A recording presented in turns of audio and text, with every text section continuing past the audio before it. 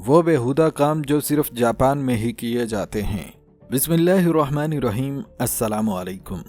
दोस्तों, दुनिया में कुछ ऐसी कौमें होती हैं जिनके तौर तरीके बाकी दुनिया को अजीब, गैर मुहज़्ज़ब बल्कि बाज़ औक़ात बेहुदा लगते हैं।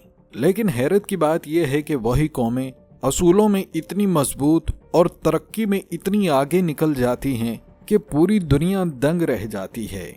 जी हाँ, आज हम बात करेंगे जापान की।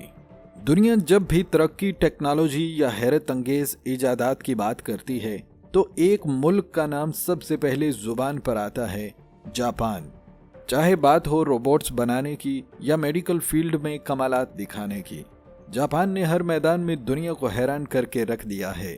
लेकिन ठहरिए, ये तो वो बातें हैं जो सब जानते हैं। आज हम आपको वो जापान दिखाने जा रहे हैं जो आम आंखों से ओझल है। वो फैक्ट्स, वो रिवायात और वो अंदाज़े ज़िंदगी जो बज़ाहिर अजीब लगते हैं लेकिन जापानी मुआशरे का हिस्सा बन चुके हैं। आपने सुना होगा कि जापान को उभरते सूरज की सरजमीन कहा जाता है, और ये सिर्फ एक लक़ब नहीं बल्कि उनकी तरक्की और अज़म की एक अलामत है। टोयोटा, सुजुकी, यामाहा, सोनी, ये वो नाम है जो दुनिया भर की मार्केटों पर राज कर रहे हैं, और ये सब जापान की पैदावार हैं। लेकिन अब सुनिए एक अनोखा फैक्ट्स जो शायद आपको हैरान कर दे।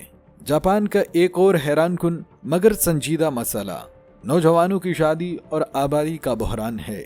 जी हाँ, जापान में हुकूमत खुद ऐसे प्रोग्राम मुनक़िद करती है जिनमें लड़के और लड़कियों की आपस में मुलाकात करवाई जाती है।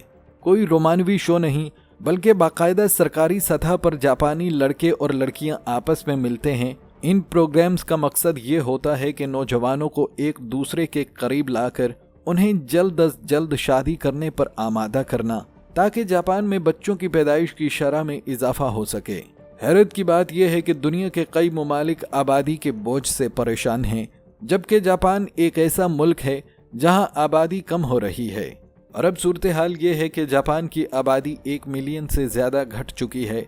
हुकूमत के लिए ये सिर्फ एक आदादो शुमार का मसला नहीं बल्कि मुस्तकबिल के मजदूर, टैक्स दहिंदगान और माशरती निज़ाम के लिए एक बहुत बड़ा ख़तरा है। अब नाजरीन, ज़रा जापानी खानों की तरफ आते हैं, जहाँ चीज़ें सिर्फ जायके पर नहीं बल्कि पेशकश और रवायत पर भी मुनहसर होती हैं। जापान में कुछ खाने ऐसे भी हैं जो दुनिया के बाकी हिस्सों में शायद नाकाबिले कबूल समझे जाएं, लेकिन वहाँ ये बिल्कुल नॉर्मल बात है। मिसाल के तौर पर, क्या आपने कभी ऐसा ऑक्टोपस खाया है जो प्लेट में पड़ा हुआ भी हिल रहा हो, या फिर जिंदा मछली जो आपके चम्मच के करीब आते ही फड़फड़ाने लगे? ये सब कुछ जापान के रवायती खानों का हिस्सा है और लोग इसे बड़े शौक से खाते हैं। ये न सिर्फ हैरानकुन है बल्कि बाज़ औक़ात नाजरीन के लिए थोड़ा सा खौफनाक भी हो जाता है। लेकिन जापानी इसे जायके से ज़्यादा तजुर्बा समझते हैं, और यही खाने पीने की चीज़ दुनिया भर से उनको बिल्कुल मुनफरद बना देती है। जापान में अगर आप खातीन के वाशरूम में जाएं तो शायद एक अजीब सी आवाज़ आपको चौंका दे। ये आवाज़ होती है साउंड प्रिंसेस नामी एक ख़ास डिवाइस की, जो फ्लैश के लिए मसनूई आवाज़ पैदा करती है। यानी हकीकत में पानी नहीं बहाया जा रहा, सिर्फ आवाज़ चल रही है। इसकी वजह यह है कि जापानी खातीन किसी भी इजाफी आवाज़ के बाहर जाने से शर्मिंदगी महसूस करती हैं, इसलिए सिर्फ फ्लैश की आवाज़ ही काफ़ी समझी जाती है, बाकी सब आवाज़ों को दबाना पड़ता है।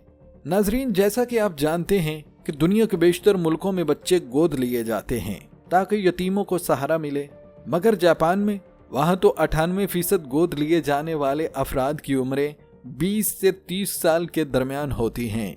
जी हाँ, ये बिल्कुल सच है, और इस रिवायत के पीछे एक मुआशरी हिकमत छुपी है कि ख़ानदानी कारोबार को ख़ानदान से बाहर न जाने देना। बड़ी बड़ी कंपनियां अपने वारिस ढूंढने के लिए बालिग और काबिल अफराद को गोद लेती हैं, और यूं जापान में गोद लेने का मतलब सिर्फ रहम नहीं बल्कि मुआशी विजन भी है। अगर जापान में किसी शख्स के पास मर्द वारिस मौजूद ना हो तो वो क्या करता है? न वो जायदाद हुकूमत के हवाले करता है, न किसी गैर को देता है, बल्कि वो अपने ही किसी करीबी रिश्तेदार या जान पहचान के काबिल नौजवान को गोद ले लेता है, या फिर उसे अपना घर दामाद बना लेता है। ये सब कुछ सिर्फ इसलिए ताकि ख़ानदान की विरासत, नस्लों से चलता आ रहा कारोबार और मेहनत से कमाई गई दौलत कभी घर से बाहर ना जाए।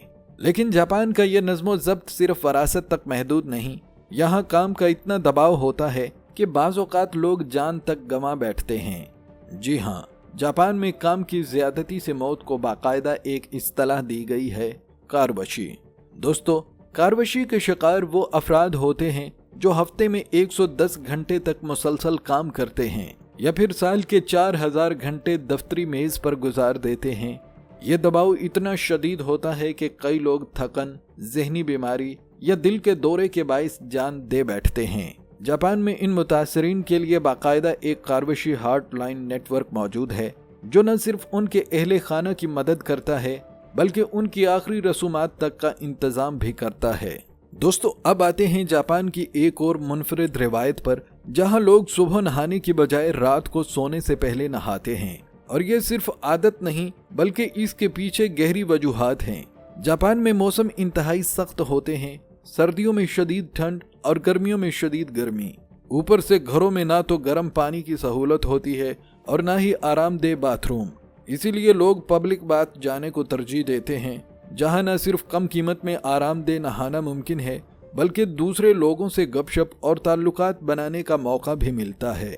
और चूंकि दिन भर वो दफ्तर या काम में मसरूफ रहते हैं तो ज्यादातर लोग काम के बाद रात को पब्लिक बाथ का रुख करते हैं, जहां वो गर्म पानी, सुकून और समाजी राबतों से दिन भर की थकन उतारते हैं।